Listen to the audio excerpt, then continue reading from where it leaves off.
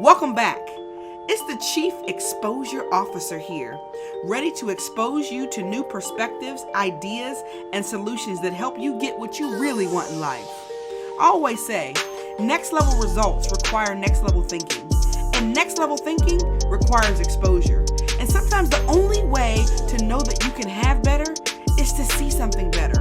And we all have a next level. But what does it look like for you? I mean, for real, where do you see yourself this time next year in your career, business, health, relationship, finances, and your spirituality? The Exposure Next Level podcast will not only help you answer those questions, but will provide practical steps that guide you to maximize your potential, increase your productivity, and develop the skills necessary to propel you to your next level in every area of life.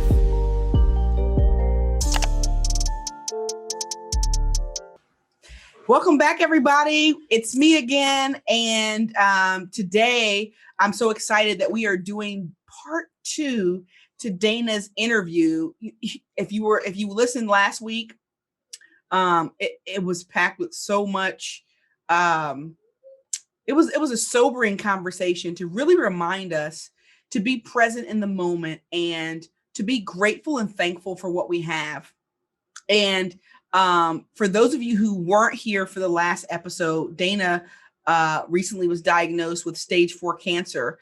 And so staring her, life in her face, she had to make a decision to think about how is she going to spend her days? What does she want to do? And what she decided to do is, number one, to learn to be present in the moment and to appreciate everything that's going on in her life and appreciate her family, her friends, and all of that. And I'd say to the listeners out there, I know we're in the midst of a pandemic right now, and there are, you may have issues in your family, in your health, in your finances, or whatever it is. I hope and pray that you can find peace in the middle of a storm. I hope and pray that you can learn to be present in the moment and enjoy every moment, right? Enjoy and cherish every moment in your life. And then the second thing that Dana shared with us, which we'll kind of go into in the second part of this interview that we're going to finish up and wrap up today, is to be purposeful. So our word of the day is purpose. What is purpose, right? Like what do you think of when you hear the word purpose? Purpose is the intended reason that something was created, right? Like, so I'm an iPhone user. I'm not an Android user, right? I am iPhone for life. Okay. I represent, but anyway, so I have an iPhone. The iPhone was designed and created to make phone calls, to, download apps, to use maps on it, to do all kind of fun, cool computery things, right? The iPhone was not designed or created for me to use it as a dish towel, right? Like, so, in fact, if I immerse it in water, it's not going to survive. And so, you want to use the iPhone for its intended purpose. And each and every one of us, we have a purpose in life, right? Like, and so you'll hear in our conversation with, my conversation with Dana today, she begins to kind of segue and talk about purpose and what's important to her and being intentional. And so I'd encourage you to, as you listen to this conversation, to think about areas in your life where you can be more present. Think about areas in your life where you multitask and try to do two things at once, and you're spending time with family, but you're thinking about work, and you're at work and you're thinking about your family, or whatever the case may be, right? Like areas where you're multitasking, and think about, where can I be more present so that I can appreciate the things that I have? And then think about, why am I here? Right? Like somebody, and I don't want to be real heavy, like in the conversation, but, exposure next level, right? Like you need to have real conversations. And a real conversation is, somebody else didn't wake up today. You are still here. Why? What is your purpose? What is it that you bring to the earth that nobody else has? Make sure you deliver that before you leave here, right? Like everything has a purpose. Even your business, your if you have a blog, if you have a podcast, if you have whatever, right? Like you have a company, you have a department, whatever. What is the purpose of it? And when you know what the purpose is, you can perform to get the results that you need to get in that particular area. So without further ado, we'll finish Dana's interview. What are the most important things to you now? Yeah. So I guess what's really important is, I kind of touched on it already, is really having that time with the people I care about, and being able to send a message out into the world. I'm currently thinking and writing down a lot of ideas of how I can be a light in the world. I'm pretty limited because of COVID and everything else. And right now my white blood cell count is extremely low because of the chemo drug. So I can't really be around anybody. I'm stuck here by myself. I can't even, really have my kids in my house or anything. And so, but I'm brainstorming ideas. What can I do to help other people and to shine a light and be love? I feel like love is the most important gift we're given in this world. Mm-hmm. And, receiving it, giving it is God's gift to us. And that is the most important. And I feel like everybody loses sight of that in life. I mean, when you're a little child, that's all you know is love, and you're so open to giving it and so forth. And life just wears you down, and you forget about those important things that really can shine a light in the world. That's spot on. And the analogy of even the child is a powerful one, because children, they live in the moment by nature. They are in the present moment. I mean, literally, a child can be having a temper tantrum and you put their favorite show on or give them a toy, and their attention directly points to the thing in that moment that's making them happy, and their tears instantly dry up. And I think as adults, over time, we learn to shut off our inner child, which we, actually being happy is probably tapping into the inner child a little more, to be able to see things like they do. Like, you know what? It's not even that big of a deal. I was listening to a speaker or somebody, or maybe I read it, and the person said, when you are about to get upset or, sad or mad, ask yourself, is this going to matter in 10 years? Yeah. And if the answer is no, then you don't even need to, flip out about it right now or show a huge emotional response, because that means the impact of it is not going to be that great.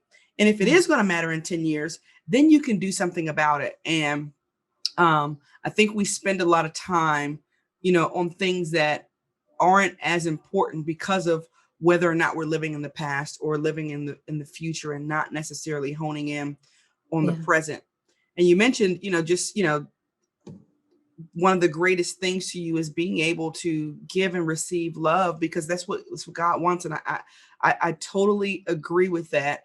And you also said that you wanted to, see what you can do in the midst of COVID to be a light. I think even recording this is being a light. I don't know if you've ever heard of Randy Posh, I think his name is, but he has a book out. It's called The Last Lecture. And he was at Carnegie Mellon. He was a professor at, or something like that. I listened to the audiobook a while back, and he was diagnosed with cancer and given, I think, a few months to live. And he did what he called, and I think at Carnegie Mellon, the professors did something like a last lecture. And when he did his, he wrote it in such a way where he was writing a message to his kids, because his children were young at the time, and he wanted them to be able to read something that would allow them to still be guided by him when he was gone. And he chose not to allow the diagnosis to rob him of the days that he had. And it sounds similar to the things that you're saying. And he said he chose that he was going to live every moment and be happy. And he I think I wish I could remember that. I think he said, it was called, his last lecture was called something like How to Live Your Childhood Dreams or something. And he changed his speech right before the lecture. And then it ended up being transposed into a book. And I think the way the book was written is he did like a conference call with somebody because he and his family moved to be closer to other family because he knew that he didn't have that much time left and he wanted his family to be closer to family. And so he recorded whatever he wanted to say in the book, and somebody else kind of like typed it out for him and published it. And that lecture and that book is like very, very popular. If you've never heard of it, it may be good for you to I'll have to look up. To look it up. And mm-hmm. I sorry to interrupt, but that's one thing I want to impress upon is the fact that everybody has dark days in their life, and really, I mean, days where they think, oh, how am I ever going to get through this? But if you look back on those dark days that you've had in your life, you'll notice that they were just stepping stones to something greater. I mean, if you look back and it's like, wow, if that would have never happened, I would have never done X, Y, and Z and wouldn't be here now. And so the message out of that is, every diagnosis, every bad thing that happens to you, there's something good that will come from that. And, that's the way you got to look at your life so that you don't squander it on disappointment and depression and those kind of things. It's so important to know that this is your destiny. This thing that's happening is only going to catapult you to something else that you're destined to do. And, as far as my diagnosis, I feel lucky I have time to be with my kids. There's so many people that die in a car accident or die unexpectedly that don't have those moments to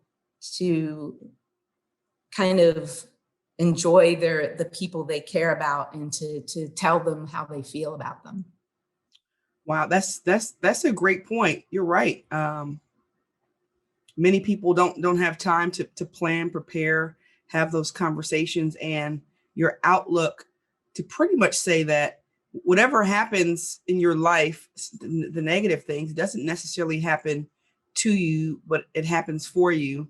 You may just not see it right then and there. And as I reflect on some of the things that I've encountered that were less than desirable, you're right. Every single thing that happened to me or that I went through that seemed negative at the time, and even the things that I screamed and cried about, like, why did this happen? As time progressed, I realized, like, I see why that happened. Mm-hmm. If that didn't happen, just like you said, if this didn't happen, I wouldn't be where I am today. And all of our experiences and life goals, life situations shape us into the person that we are. And we're able to actually help other people out and make a difference. So, and from that, the big message is don't wait until you have that diagnosis to build those relationships and to tell the people you care about how you feel about them, and if even if you're in a disagreement or, some kind of strife with somebody that you actually care about, repair it. Don't swallow your pride and repair that relationship. Yeah, that is critical. And sometimes our pride or our emotions get in the way of doing what we know is best. But in the grand scheme of things, it's not worth it. And I've talked to so many people who have had relatives that have passed away or things that have happened. And at the end of it, they say, I wish I would have said this.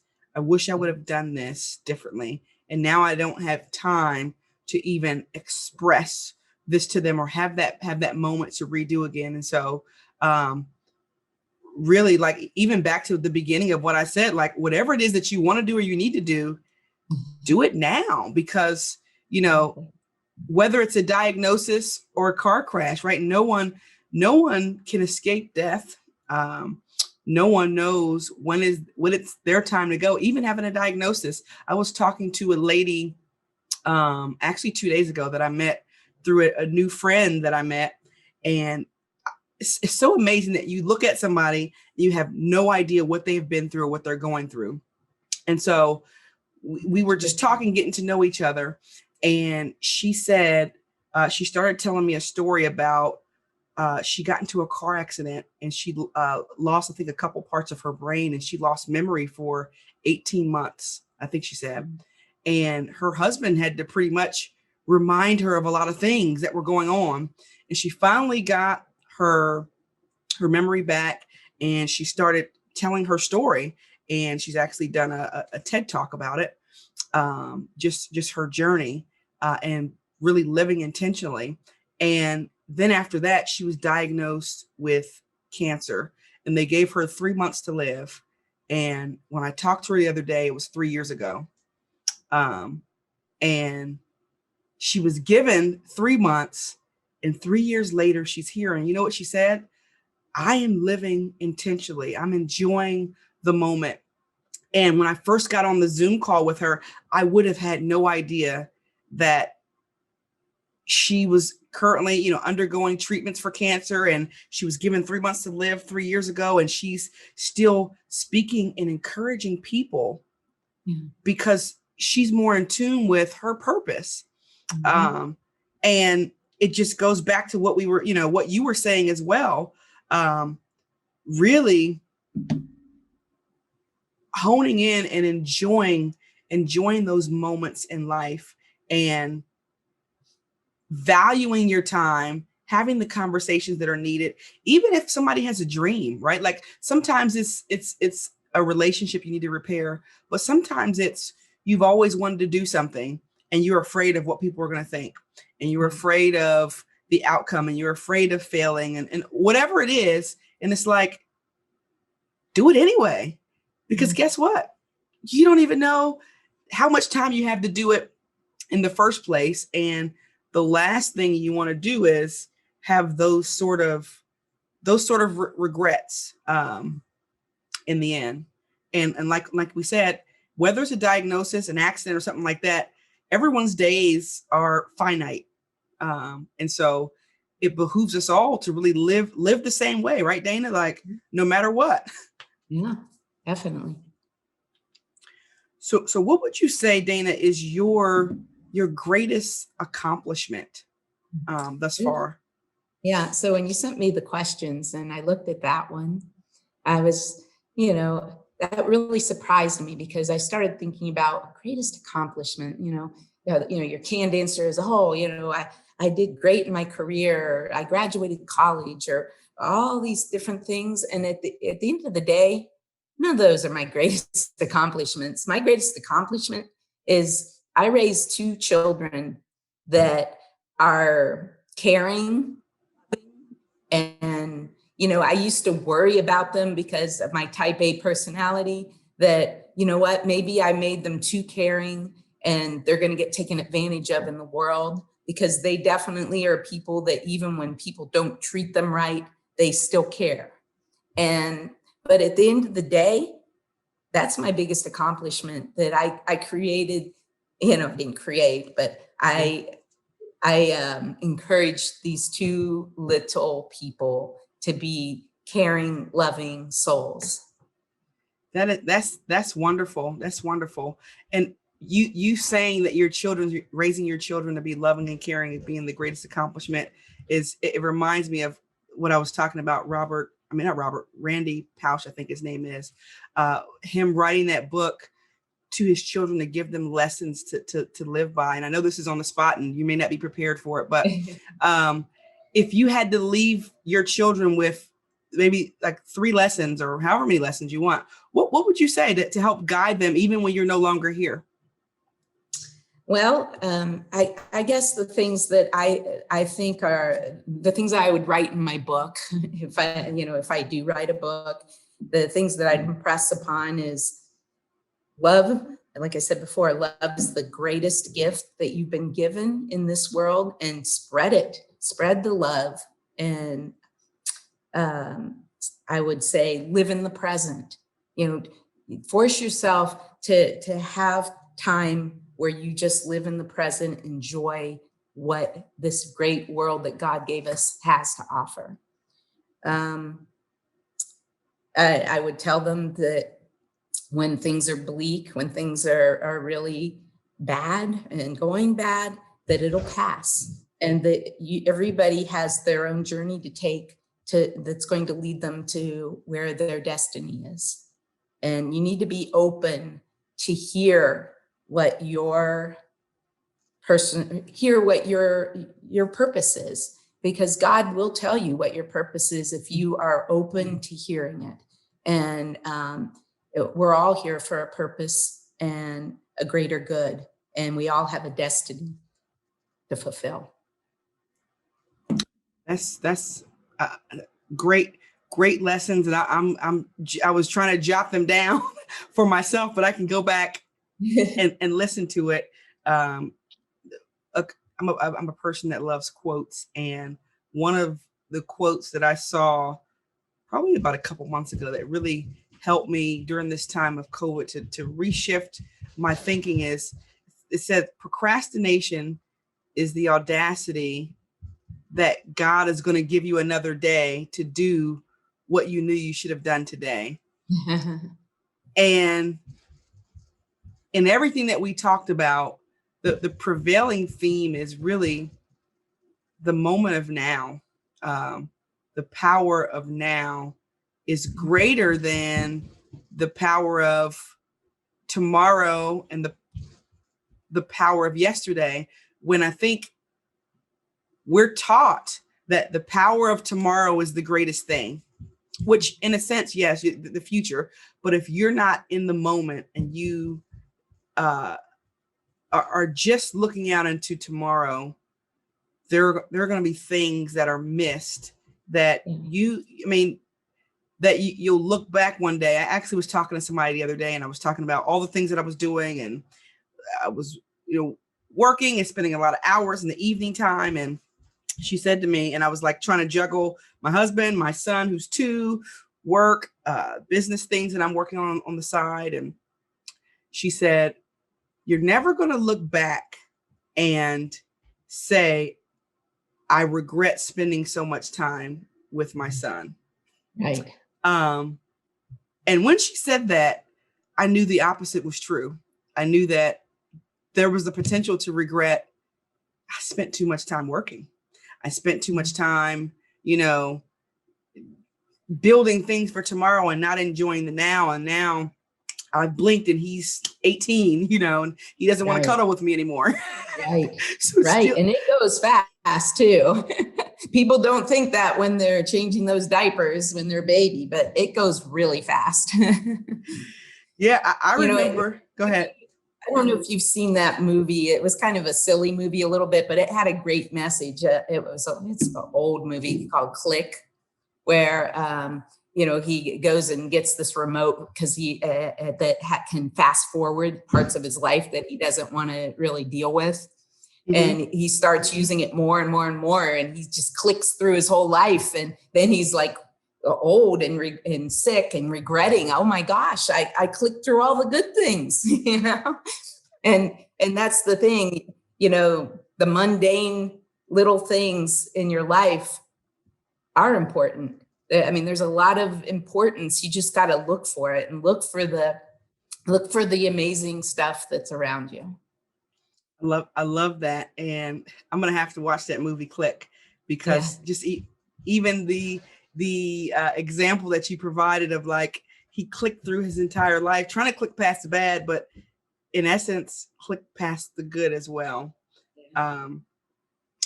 Any words that you want to give before we wrap up, Dana? Any questions that you think I should have asked you that I didn't, or I don't know, any advice, wisdom, tips I that you want to can't give? think of anything, but what I will say is please, everybody do self breast exams, even men, because men get breast cancer too. And, I had very dense breasts. When I was first diagnosed, I had my tumor was 5.5 centimeters. That's pretty large. Yeah. And my mammogram, when I went and had that mammogram, they couldn't see it on the mammogram. They had to do, when they did the ultrasound, they found it. But on the mammogram, it just showed as all white in my breast. And so mammograms would never have told me I had a 5.5 centimeter tumor in my breast. So when you're in the shower, whatever, just, make sure that you're doing those breast exams yourself. And if you find anything that seems a little weird, get it checked out.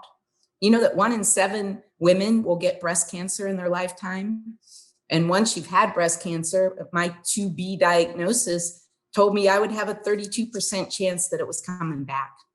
Now I'm thankful mine came back to my bones only. Now it lit up like a Christmas tree, and it was a little shocking to see the cancer in my bones, in my skull and all over my body.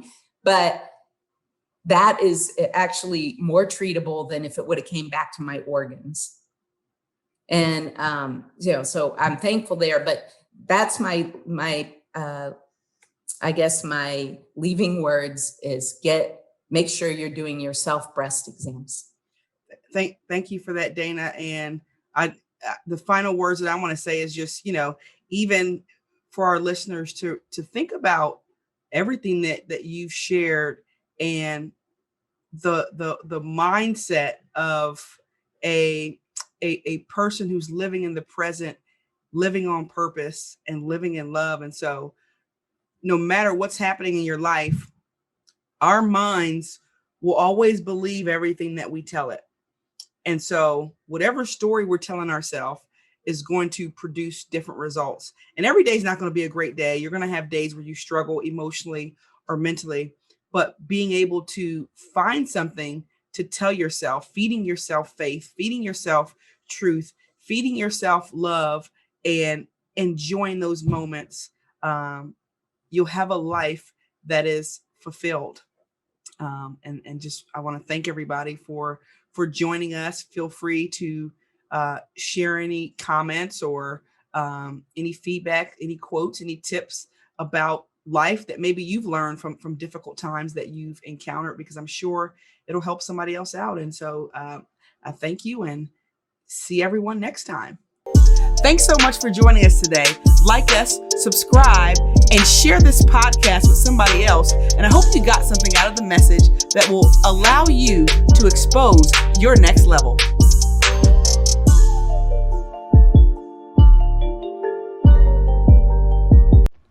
Amidst chaos, it can be difficult to find peace.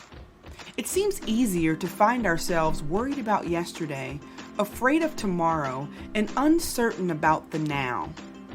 This is not how God wants us to be. For He has not given us the spirit of fear, but of power, love, and a sound mind. Having a sound mind is having the power to cultivate happiness no matter what happens. It's the peace of God which surpasses all understanding. But if God gives us a sound mind, why then do we feel anxious, worried, fearful, and overwhelmed at times? The answer to the question is this. While God does not give us anxious or fearful thoughts, sometimes we choose to focus on the negative. In those moments, it is important to redirect our attention. The Less Stressed, More Present Prayer Journal will help you do just that. This 30-day scripture-based journal was designed to guide the restless mind to the peace of God through probing questions, mindfulness activities, and reflections. Purchase the prayer journal on Amazon today and experience less stress while being more present for the moments that matter.